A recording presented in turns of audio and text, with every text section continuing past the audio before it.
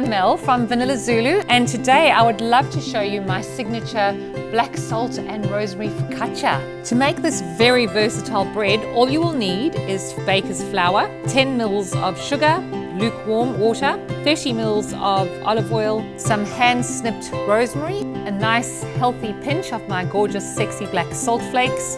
The best way to start your bread off is to add the yeast and then just feed it with a little bit of the sugar and the extra flour.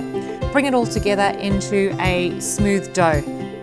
You can then grease a baking tray with a little bit of cooking spray, add a little bit of that gorgeous polenta, garnish it with a little bit of that sexy black salt flake. So your oven should be preheated, nice and hot. Pop that bread into the oven and then it is ready to come out of the oven and serve with a whipped truffle butter or any other accompaniment that you might prefer. Enjoy!